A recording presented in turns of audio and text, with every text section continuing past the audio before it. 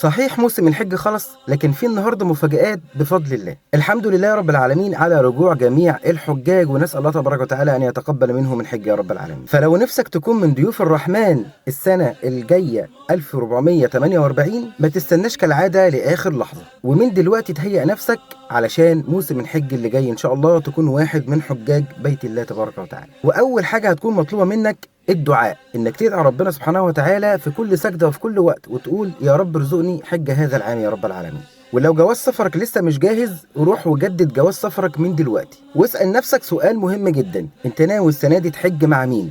مع حج الجمعيات، مع حج الداخليه، مع حج السياح؟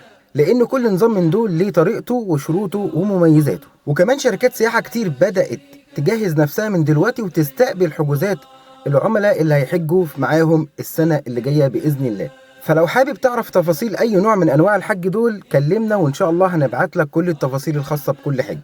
ونسأل الله تبارك وتعالى أن يكتب لنا ولكم حج العام القادم، وربنا يرزقها لكل مشتاق يا رب العالمين. ودلوقتي رد علينا في التعليقات واكتب لينا لو أنت هتحج السنة دي، هتحج في حج الجمعيات ولا الداخلية ولا شركات السياحة. كنت معاك أحمد شريف من سفير الحرمين. حاول تنشر الفيديو ده لأي حد مهتم بالحج، واعمل متابعة واستناني في الفيديوهات اللي جاية عشان هقول لك كل حاجة تخص السياحة في مصر بإذن الله.